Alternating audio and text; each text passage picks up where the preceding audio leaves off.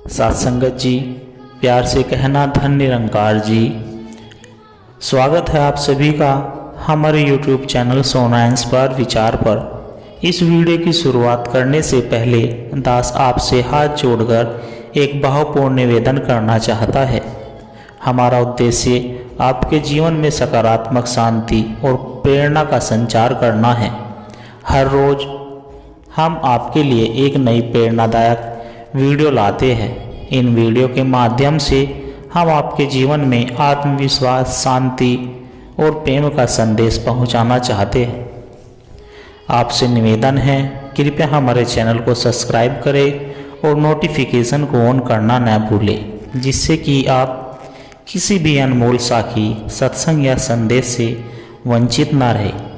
आज की हमारी कहानी का विषय है सत्संग करने से ये 3 चीज़ें हमारे जीवन में बहुत ही महत्वपूर्ण और ज़रूर आनी चाहिए।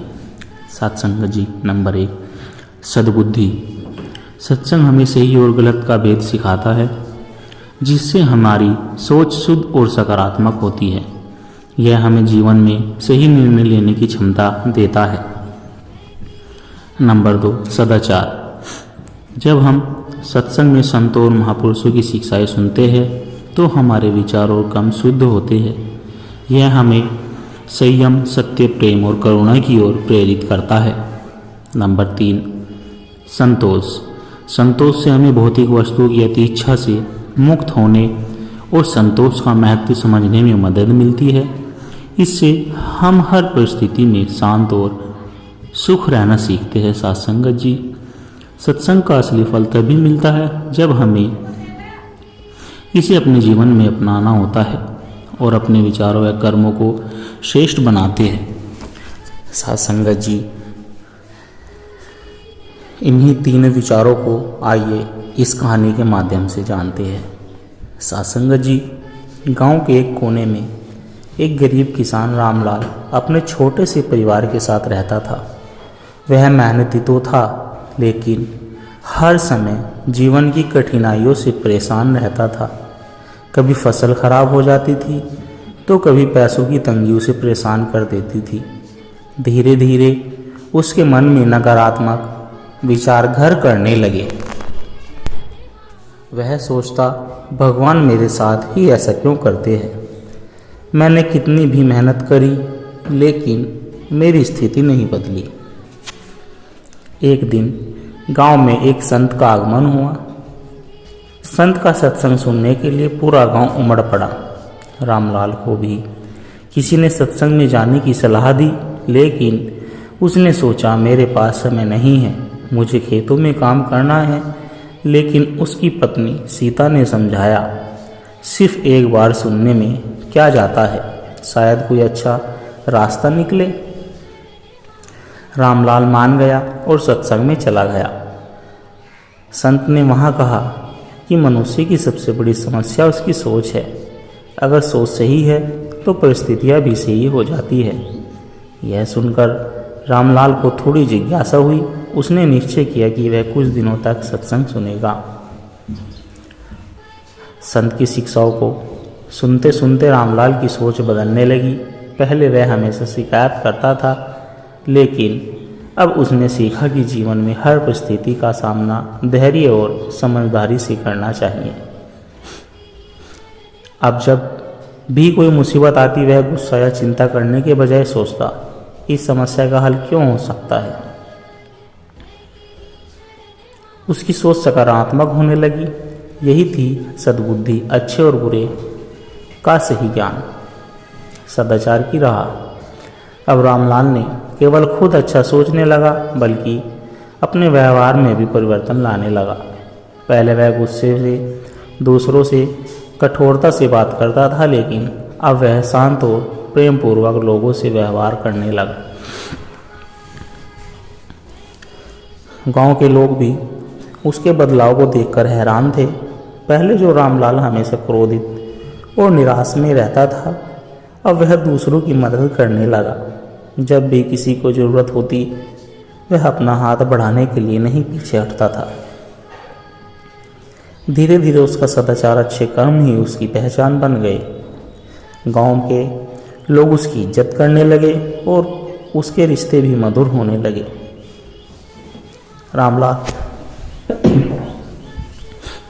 रामलाल पहले अपनी गरीबी और परेशानियों से दुखी रहता था, लेकिन अब उसने संतों की एक बात गांठ बांध ली, सच्चा सुख संतोष में है, न कि धन में।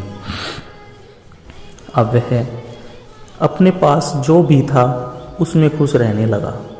उसकी मेहनत जारी रही, लेकिन अब वह अपनी किस्मत को कोसता नहीं था। जब वह मानसिक रूप से शांत रहने लगा तो उसका काम भी फल देने लगा। कुछ ही सालों में उसकी फसल अच्छी होने लगी और उसकी आर्थिक स्थिति भी सुधरने लगी। अब उसके चेहरे पर हमेशा एक शांति और प्रसन्नता रहती। वह समझ गया कि असली सुख बाहरी चीज़ों में नहीं बल्कि संतोष में है। रामलाल के जीवन में सत्संग ने 3 चीज़ें लगा दी: सद्बुद्धि, सदाचार और संतोष। और वह न केवल खुद सुखी था बल्कि दूसरों को भी सत्संग में जाने के लिए इन गुणों को अपनाने की सलाह देने लगा। सत्संग केवल प्रवचन सुनने का नाम नहीं बल्कि उसे जीवन में उतारने का नाम है। जो सत्संग में सद्बुद्धि, सदाचार और संतोष प्राप्त कर लेता है वही सच्चे सुख को प्राप्त करता है। सत्संग जी, सत्संग का प्रभाव। सद्बुद्धि, सदाचार और संतोष। गांव का व्यापारी और संत का सत्संग। बहुत समय पहले की बात है। शिवपुर नामक एक छोटे से गांव में धनीराम नाम का एक व्यापारी रहता था। वह बहुत अमीर था, लेकिन कभी भी अपने धन से संतुष्ट नहीं रहता था। उसे हमेशा लगता था कि उसके पास जो है वह कम है। वह दिन रात बस अपने व्यापार को बढ़ाने और ज़्यादा पैसा कमाने की योजनाओं में लगा रहता। हालांकि उसके पास धन की कोई कमी नहीं थी, लेकिन मन में शांति और संतोष नहीं था। उसके मन में हमेशा लालच और चिंता बनी रहती थी। एक दिन गांव में एक प्रसिद्ध संत का आगमन हुआ। संत स्वामी आनंददास गांव में सत्संग कर रहे थे। पूरा गांव उनकी मधुर वाणी सुनने के लिए इकट्ठा हुआ। धनीराम को भी सत्संग जाने का न्योता मिला।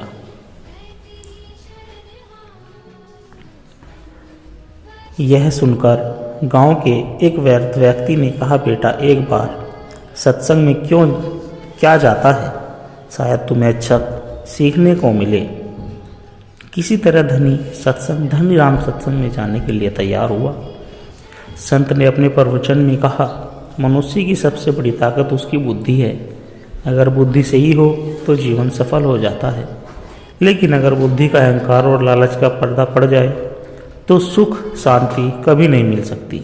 यह सुनकर धनीराम सोच में पड़ गया। उसे एहसास हुआ कि वह हमेशा धन के पीछे भागता रहता है, लेकिन कभी यह नहीं सोचता कि असली सुख कहाँ है। संत ने एक और कहानी सुनाई। एक व्यक्ति के पास बहुत सारा सोना था, लेकिन जब उसे इसे संभालने की चिंता शुरू की तो वह सोने से नहीं बल्कि चिंता से गिर गया। सोना उसे खुशी नहीं दे पाया, क्योंकि उसकी केवल बुद्धि उसे सुरक्षित रखने में लगी रही। यह सुनकर धनीराम को अपनी गलती का एहसास हुआ।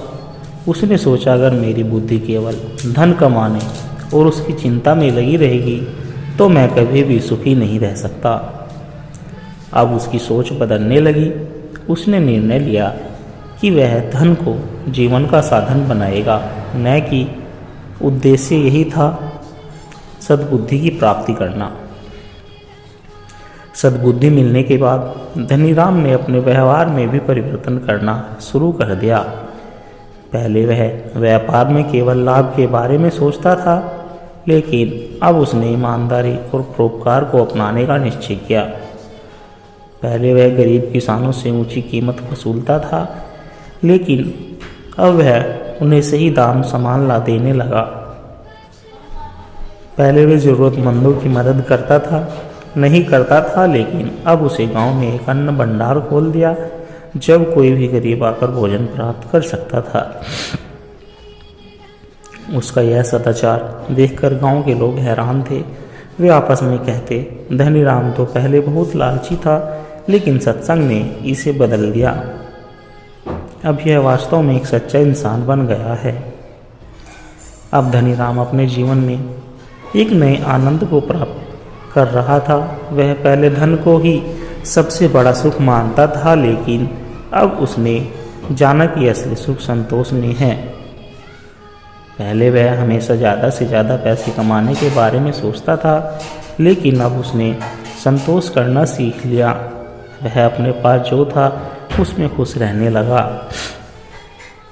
जब मन में संतोष होता है तो कम भी बहुत लगता है, लेकिन जब संतोष नहीं होता तो कितना भी कमा लो वह हमेशा कम ही लगता है। धीरे धीरे वह मानसिक रूप से शांत और खुश रहने लगा। अब उसके चेहरे पर हमेशा मुस्कान बनी रहती। सत्संग ने धनीराम के जीवन में 3 महत्वपूर्ण परिवर्तन किए। जैसे नंबर 1, सद्बुद्धि। उसने समझ लिया कि धन ही सब कुछ नहीं, बल्कि सही सोच और संतुलित जीवन जरूरी है। नंबर 2, सदाचार। उसने अपने व्यापार और जीवन में ईमानदारी और परोपकार को अपना लिया। नंबर 3, संतोष। उसने जीवन में सुख का असली राज समझा कि सच्चा सुख ज़्यादा पाने में नहीं, बल्कि जो है उसमें खुश रहने में है। अब धनीराम न केवल खुद सुखी रहता था, बल्कि गांव के अन्य लोगों को भी सत्संग में जाने और इसके गुणों को अपनाने की सलाह देता था। सत्संग केवल प्रवचन सुनने का नाम नहीं, बल्कि उसे अपने जीवन में उतारने का नाम है। जो सत्संग से सद्बुद्धि, सदाचार और संतोष प्राप्त कर लेते हैं, वही सच्चे सुख को प्राप्त करता है। सत्संग जी ज्ञान की रोशनी। गंगा किनारे का मठ। बहुत समय पहले की बात है। कैलाशपुर नामक एक छोटे से गांव में स्वामी अच्युतानंद का एक आश्रम था। यह आश्रम गंगा के पवित्र तट पर स्थित था और दूर दूर से साधक यहाँ शांति और ज्ञान की खोज में आते थे। स्वामी जी बड़े सरल हृदय के थे और अपनी मधुर वाणी से लोगों को जीवन का सच्चा मार्ग दिखाते थे।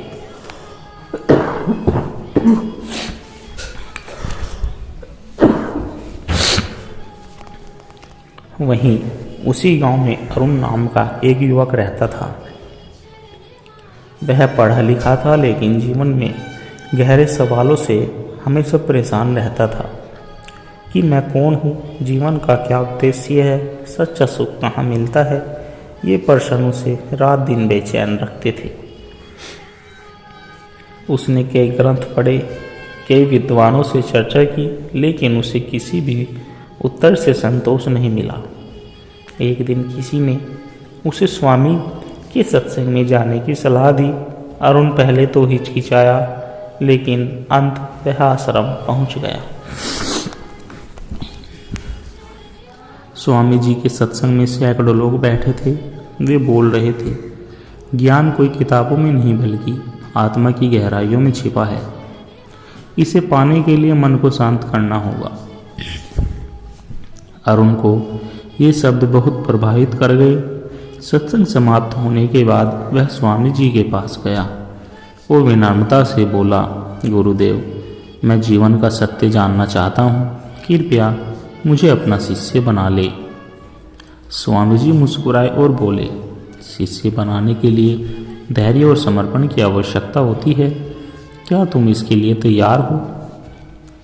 अरुण ने तुरंत उत्तर दिया, हाँ गुरुदेव, मैं तैयार हूँ। स्वामी जी ने उसे आश्रम में रहने की अनुमति दे दी, लेकिन वे उसे रोज कोई विशेष शिक्षा नहीं दे रहे थे। वे बस उसे छोटे छोटे काम करने के लिए कहते। कभी आश्रम की सफाई, कभी गंगा से जल लाना, कभी शिक्षा में आए अन्न को संभालना। अरुण ये देखकर हैरान था। उसने सोचा, मैं ज्ञान की खोज में आया था, लेकिन यहाँ तो मुझे बस साधारण काम दिए जा रहे हैं।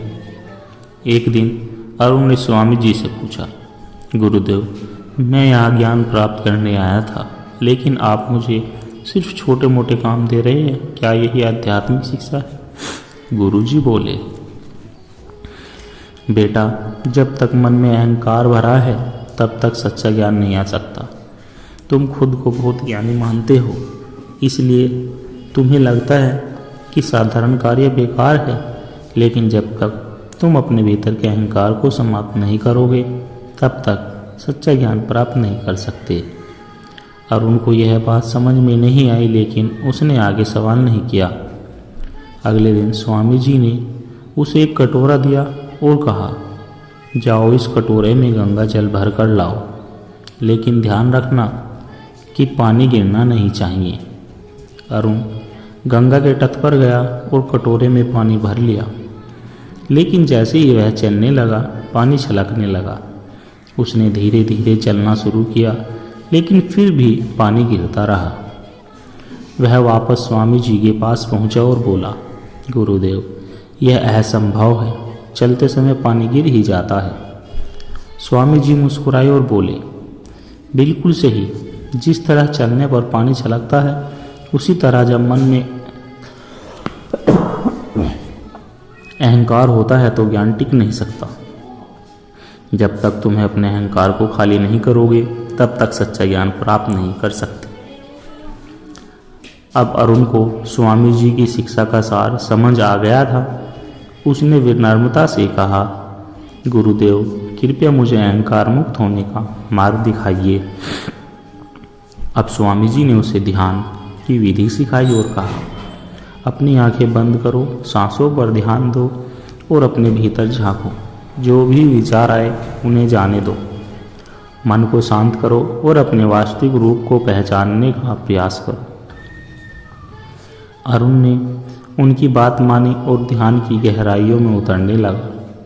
पहले तो उसके मन में कई विचार आए, लेकिन धीरे धीरे वे शांत होने लगे। कुछ ही दिनों में वह एक अद्भुत शांति और आनंद महसूस करने लगा, जो उसने पहले कभी अनुभव नहीं किया था। अब उसे समझ में आ गया कि सच्चा ज्ञान किताबों में नहीं बल्कि आत्मा की गहराइयों में छिपा होता है।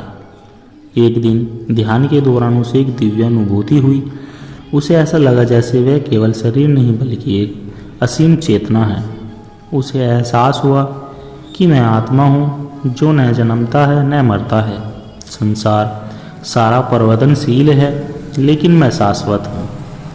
यह अनुभव गहरा था कि उसकी सारी चिंताएं, सारे भ्रम और सारे अहंकार उसी क्षण नष्ट हो गए।